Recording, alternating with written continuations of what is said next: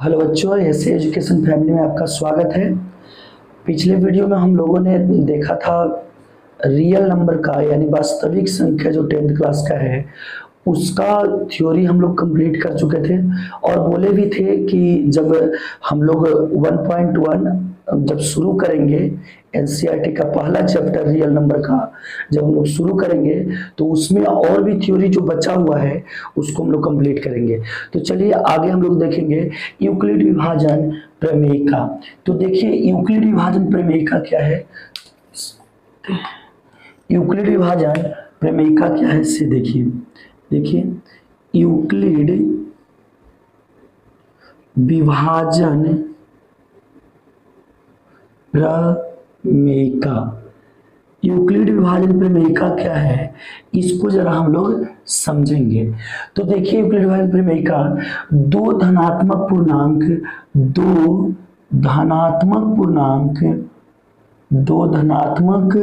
पूर्णांक ए तथा बी, दो धनात्मक पूर्णांक ए तथा बी रहने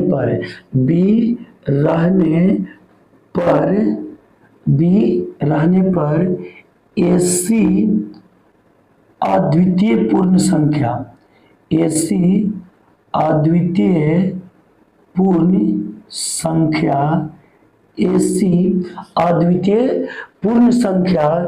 Q और R विद्यमान है, Q और क्या विद्यमान है, R विद्यमान है, Q और R विद्यमान है, इस प्रकार विद्यमान है। देखिए दो धनात्मक पूर्णांक A तथा B है, ठीक है।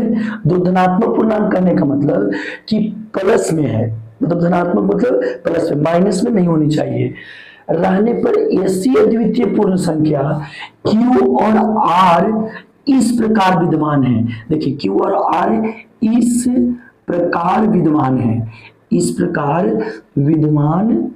है कि A बराबर BQ प्लस R हो। इस प्रकार विद्यमान है कि A बराबर BQ प्लस क्या हो, R हो, जहां 0 से बड़ा या बराबर होता है R का मान और B से छोटा होता है। जहां 0 से बड़ा या बराबर R का मान और B से क्या हो, छोटा हो। तो चलिए इसको एकदम क्लियर रूप से समझते हैं। लिखा हुआ है दो धनात्मक पूर्णांक A तथा B रहने पर, दो धनात्मक पूर्णांक अगर है A और B रहने पर ऐसी अद्वितीय पूर्ण संख्या Q और R इस प्रकार विद्यमान है कि A बराबर BQ प्लस क्या हो, R हो, A बराबर BQ प्लस R हो, जहां 0 से बड़ा या बराबर है R का मान और B से क्या है, छोटा है। अब देखिए इसका मतलब क्या है, ये जो है यह भाज्य का काम कर रहा है। हम लोग को पता है कि भाज्य बराबर भाजक गुने भागफल जोड़ शेषफल होता है। तो ए जो है ये भाज्य का काम कर रहा है और बी भाजक का काम कर रहा है। भाज्य बराबर भाजक और क्यू है भागफल और आर जो है वह शेषफल का काम कर रहा है। अब आगे देखिए कि यहाँ पर भाज्य है A, B है भाजक, Q है भागफल, R है शेषफल।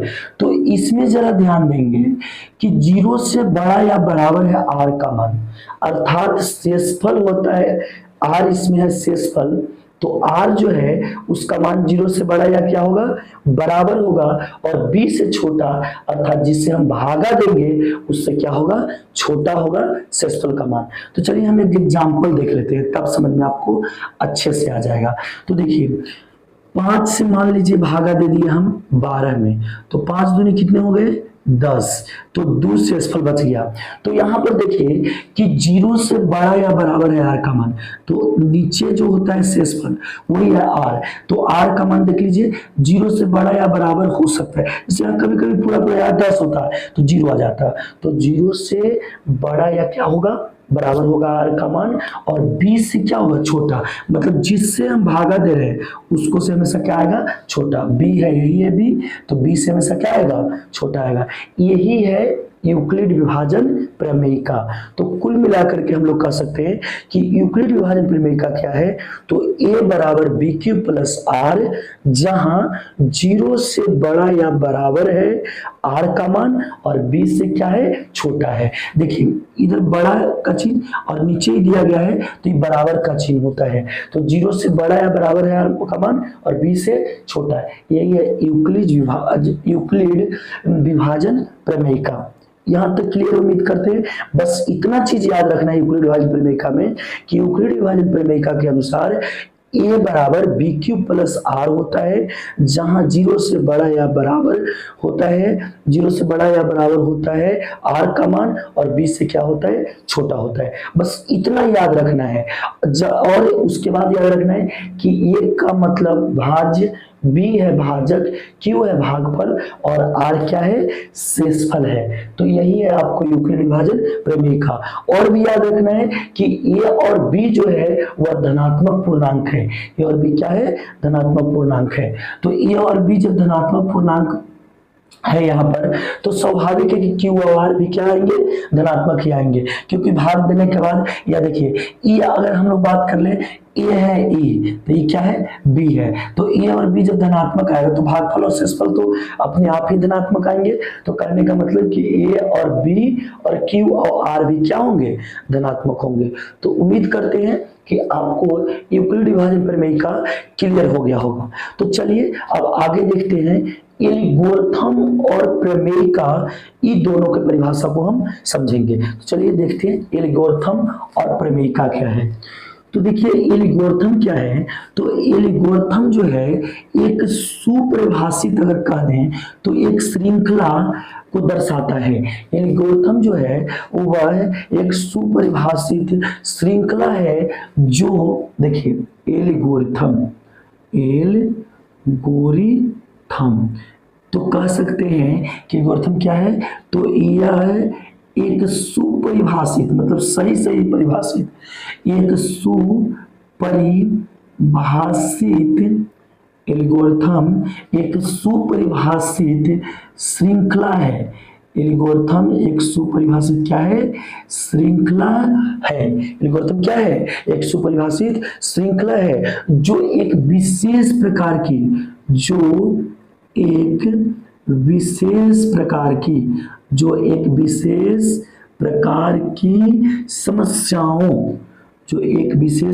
की समस्याओं को हल करने की एक विधि प्रदान करता है, एक मेथड प्रदान करता है। आप देखेंगे, समझेंगे कि कैसी विधि प्रदान करता है। तो देखिए एल्गोरिथम एक सुपरिभाषित श्रृंखला है। श्रृंखला का मतलब क्या हुआ कि जैसे HCF निकालते हैं यूक्लिड विभाजन एल्गोरिथम के द्वारा, तो वो एक श्रृंखला बनता है। जैसे अगर हम लोग मान लें कि 16 और 5 का यूक्लिड विभाजन एल्गोरिथम के द्वारा मस्सा निकालना है, तो हम लोग इस प्रकार से लिख सकते हैं कि 16 5 3 15 प्लस 1, फिर 5 यहाँ पर लिखेंगे और 1 से भागा दे। इसको हम समझाएंगे। अभी देखिए एग्जाम्पल के तौर पर सिर्फ ये समझाना चाह रहे हैं हम कि यह श्रृंखला है, ऐसा नहीं। अभी हम सिखाएंगे एल्गोरिथम के द्वारा मस्सा निकालना। तो 1 से जब लगेगा कितना में, 5 में, तो कितना आ गया 0। तो आपका मस्सा कितना हो गया, 1 हुआ। मस्सा कितना हुआ, 1, यूक्लिड विभाजन एल्गोरिथम से। तो सुपरिभाषित श्रृंखला है। देखिए एक श्रृंखला बना कि नहीं बना, एक श्रृंखला बना कि नहीं बना, जो एक विशेष प्रकार की समस्याओं को हल करने की विधि प्रदान करता है। देख लीजिए, जो एक विशेष प्रकार की समस्या, तो कौन सी समस्या, तो HCF को हल करने की विधि प्रदान करता है। इसीलिए तो हम लोग को पूछता है। देखिए 2 नंबर में एक क्वेश्चन एकदम हर साल गारंटी है कि यूक्लिड विभाजन एल्गोरिथम के द्वारा एक क्वेश्चन पूछा जाता है। यूक्लिड विभाजन एल्गोरिथम के द्वारा एक क्वेश्चन हर साल पूछा जाता है। तो यह एल्गोरिथम क्या है, समझ में आ गया होगा कि सुपरिभाषित एक श्रृंखला है। देखिए श्रृंखला बना हुआ है जो एक विशेष प्रकार की समस्या, तो कौन सी समस्या, तो HCF को हल करने की विधि प्रदान करता है। HCF को हल करने की क्या प्रदान करता है, विधि प्रदान करता है एल्गोरिथम। क्लियर है यहाँ तक? तो चलिए अब आगे हम लोग देख लेते हैं प्रमेयिका, कि प्रमेयिका क्या है। तो देखिए एल्गोरिथम और प्रमेयिका दोनों चीज वही है। तो कह सकते हैं कि यह एक सिद्ध किया हुआ कथन है जिसका प्रयोग हम लोग अन्य कथनों को सिद्ध करने के लिए करते हैं। यह एक सिद्ध किया हुआ कथन है, यह एक सिद्ध किया हुआ कथन है, हुआ कथन है जिसका प्रयोग यह एक सिद्ध किया हुआ क्या है, कथन है जिसका प्रयोग हम अन्य कथनों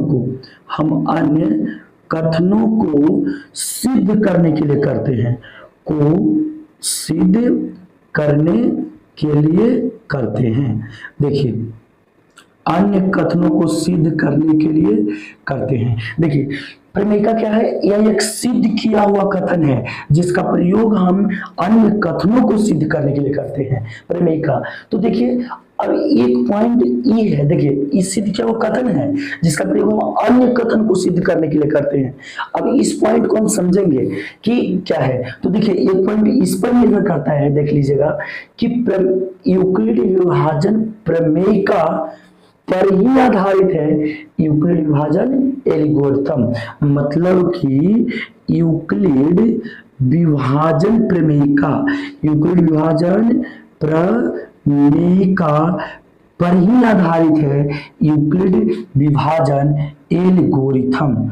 एल्गोरिथम जो है इसी पर आधारित है। तो इसका मतलब कि यूक्लिड विभाजन प्रमेयिका में क्या बताया गया था कि ए बराबर बी क्यू प्लस आर होता है।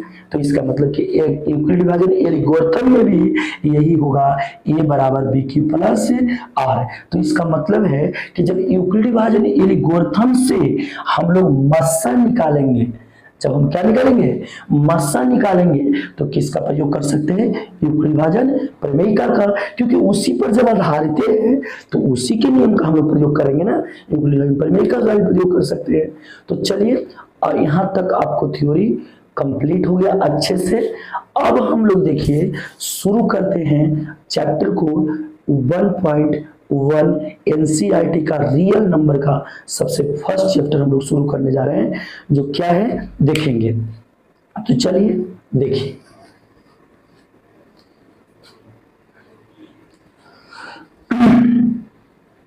चलिए हम लोग एनसीईआरटी का पहला क्वेश्चन क्या है, निम्नलिखित संख्याओं का एचसीएफ ज्ञात करने के लिए यूक्लिड विभाजन एल्गोरिथम का प्रयोग करें। तो देखिए निम्नलिखित संख्याओं के एचसीएफ ज्ञात करना है, उसके लिए यूक्लिड विभाजन एल्गोरिथम का प्रयोग करना है। तो हम क्वेश्चन को जरा लिख लेते हैं। पहला क्वेश्चन है 135 और 225।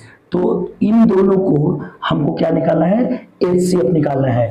दूसरा क्वेश्चन क्या है, तो दूसरा क्वेश्चन देखिए 196 और है 38 220। तीसरा क्वेश्चन है, तीनों क्वेश्चन को हम लिख लेंगे और तीनों को आज सोल्व करके कंप्लीट कर देंगे। और 255। चलिए आगे हम लोग देखते हैं। तो देखिए सोल्व करते हैं इसको। तो देखिए पहला क्वेश्चन से हम लोग चलते हैं, तो इसको देखिए कैसे सोल्व करेंगे। तो सबसे पहले इसमें यूक्लिड विभाजन एल्गोरिथम से एचसीएफ निकालने के लिए सबसे पहले हम लोग क्या करेंगे, इसमें बड़ा छोटा को हम लोग देखेंगे। तो बड़ा कौन है 225, छोटा कौन है 135। तो क्लियर है। उसके बाद अभी हम आपको बताए थे कि चलना है यूक्लिड विभाजन प्रमेयिका से, यूक्लिड विभाजन प्रमेयिका से। यहां पर आप प्रमेयिका न लिख करके आप एल्गोरिथम भी लिख सकते हैं, क्योंकि प्रमेयिका जो है यूक्लिड विभाजन प्रमेयिका उसी पर आधारित है। मतलब यूक्लिड विभाजन प्रमेयिका पर ही यूक्लिड विभाजन एल्गोरिथम आधारित है। तो जब उसी पर आधारित है तो दोनों तो एक ही चीज हुआ। तो यूक्लिड विभाजन प्रमेयिका, बस अंतर ही है कि यूक्लिड विभाजन प्रमेयिका किसी कथन को सिद्ध करने के लिए प्रयोग किया जाता है और यूक्लिड विभाजन एल्गोरिथम जो है वह क्या किया जाता है, किसी समस्या को हल करने की एक विधि है बस, लेकिन है दोनों एक ही, ए बराबर बी क्यू प्लस आर। तो यूक्लिड विभाजन प्रमेयिका से क्या होगा, ए बराबर बी क्यू प्लस आर जहां 0 से बड़ा या बराबर होता है r का मान और b से क्या होगा छोटा। अब हम यहाँ पर बताए थे, देखिए इसको सोल्व करने के लिए हम आपको बताए थे कि 225 यहाँ पर बड़ा वाला को लिख लेना है। ए को क्या लिखे थे कि भाज्य है, बी क्या है भाजक है, क्यू क्या है भागफल है, आर क्या है शेषफल। तो देखिए 225 और यहाँ बी के यहाँ पर 135, तो इसका मतलब कि 135 से इसे भागा देंगे, जितना भागफल आएगा क्यू के जगह पर अर्थात गुणा में लिखेंगे और बाकी फिर क्या लिखेंगे शेषफल लिख देंगे। तो देखिए इसका एक आसान सा उपाय बताते हैं।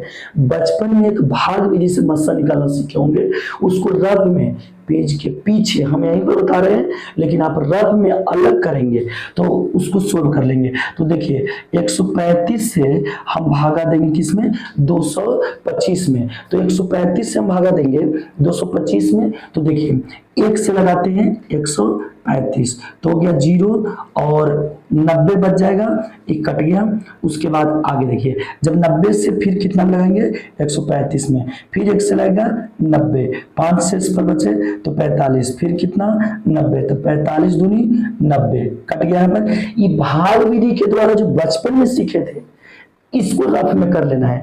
इसको करने के बाद ये एकदम बिल्कुल आसान हो जाएगा। तो चलिए देखते हैं 135 में कितना भागफल कितना आया, पहले देखिए भाजक फिर भागफल, तो भागफल कितना आया 1, शेषफल कितना आया 90, उसके बाद 135 बराबर हो जाएगा। देखिए फिर अगला स्टेप ऐसे ही 135 यहाँ आएगा, फिर शेषफल से भागा देंगे तो 90 और गुने भागफल इसमें कितना है 1, इसमें शेषफल कितना बचा 45। फिर उसी प्रकार से अगला स्टेप में चल जाएंगे तो देखिए 90 में भागा दिया गया तो यहाँ पर 90 लिख लेंगे, कितना से भागा दिया गया है 45 से भागा दिया गया, 45 दूनी कितना 90 और शेषफल क्या बच गया यहाँ पर 0 बच गया है शेषफल। तो देख लीजिए जहां पर शेषफल 0 आ जाए तो जो b का मान है वही b का मान क्या कहलाता है मस्सा कहलाता है, अर्थात HCF 135 और 225 दोनों का जो मस्सा है वो कितना आ गया 45 आ गया। और ये जो काम आप लोग करेंगे ये उम्मीद करते हैं कि ये चीजें आप जानते होंगे बचपन से ही, और तो ये जो काम करेंगे ये आप रफ में करेंगे, यहाँ पर नहीं करेंगे। देख लीजिए इसको एकदम अच्छे से सीख लीजिए, 2 नंबर में आपको गारंटी है एग्जाम में पूछा जाता है। तो फिर से इसी को समझा देते उसके बाद इसमें हम लोग चलेंगे। तो चलिए देखिए 135 और 225 का मस्सा निकालना था यूक्लिड विभाजन एल्गोरिथम के द्वारा। तो क्या करेंगे सबसे पहले बड़ा और छोटा को देखेंगे। तो बड़ा कौन है 225, छोटा कौन है 135। तो यूक्लिड विभाजन प्रमेय का स्टेप चलेंगे तो ये बराबर बी क्यू प्लस आर, जहां 0 से बड़ा है बराबर है आर का मान और बी से छोटा है। इतना लिखने के बाद ए के जगह पर कितना रखेगा 225, बी को बताए थे ये भाज्य है ये भाजक, तो भाजक से हम भाग देते हैं तो 135 से इसमें भाग देंगे तो ए क्यू आएगा क्या भागफल, आर आएगा क्या शेषफल। अब यही काम बार बार दोहराते रहना है। फिर इसको में 135 में भागा देंगे, 135 में भागा देंगे कितना से 90 से, कितना से शेषफल से, तो 90 से भागा दिए तो 1 आया 45 शेषफल, फिर 45 से भागा देंगे किसमें 90 में तो कितना आया 2। तो जिस समय शेषफल 0 आ जाए उस समय जो भाजक होगा वही क्या हो जाएगा आपका मस्सा हो जाएगा, जो भाजक होगा वही क्या हो जाएगा आपका मस्सा हो जाएगा। तो चलिए अब इन दोनों को आप लोगों को होमवर्क के रूप में छोड़ते हैं, ऐसे अगले वीडियो में हम इसको बताएंगे, लेकिन होमवर्क के रूप में इन दोनों को हम छोड़ते हैं। यूक्लिड विभाजन एल्गोरिथम के द्वारा ही इन दोनों को सोल्व करेंगे और बाकी हम लोग देखेंगे अगले वीडियो में। Thank you.